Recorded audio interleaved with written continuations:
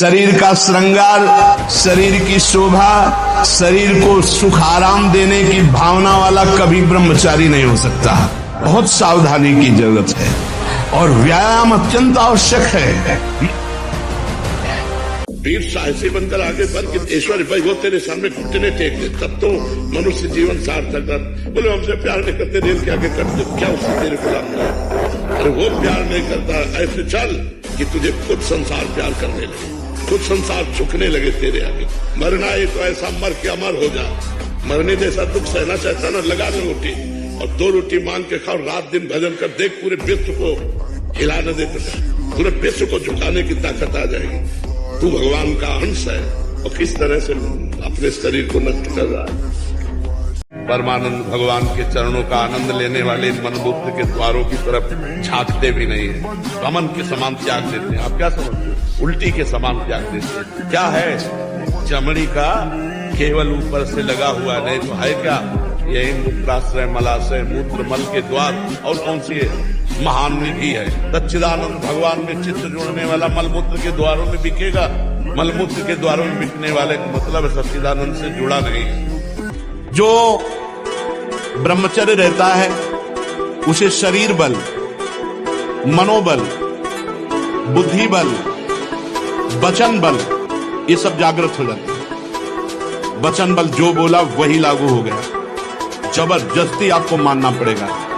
और मनोबल जो संकल्प किया अंदर, वही बाहर क्रिया प्रारंभ हो गई, वही दिखाई देने लगे। देह बल, रात दिन मेहनत करो फिर भी थकान नहीं। एक एक इंद्री का जब आप ब्रह्मचर्य संयम करोगे तब आपका वीर संयम होगा। ध्यान रखना, आप नेत्र इंद्री से गंदे चित्र देखें, श्रवणेंद्री से गंदी बातें सुने, वाणी से गंदी बातें बोले, रसेंद्री से गंदा भोजन करें और सोचे ब्रह्मचर्य रह जाएंगे। बिल्कुल नहीं, कदापि नहीं। ब्रह्मचर्य कोई खिलवाड़ नहीं है।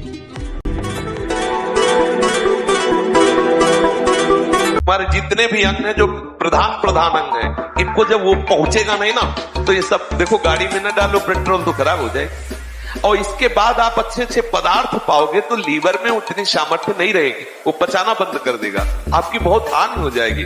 संयम से चलोगे तो आनंदित रहो। संयम एक बहुत बड़ा पावर है। सोचो कितना आनंद है उसके रोकने में, जिसके निकालने में आप आनंद समझते हो। ये शास्त्र जो अनुभवी महापुरुषों ने किया है, लिखा है, तो उसको हमें अनुभव करने की जरूरत नहीं, अपने गुरुजनों की बात मान लेते हैं। और ऐसे कितने हैं, हम तो आश्चर्य की बात कहते हैं। अमेरिका में रह रहा है और 28 और 32-35 के बीच के दोनों हैं, वो कसम खा के वृंदावन में गए कि आजीवन दोनों ब्रह्मचर्य रहेंगे। हमारा उनका बच्चा होश में वृंदावन, बोले महाराज वचन देते हैं जीवन में कभी गलती नहीं हुई। अब बोलो सुंदरी पत्नी है, सुंदर शरीर है, खूब रुपए कमा रहे, ब्रह्मचर्य प्रणाम है।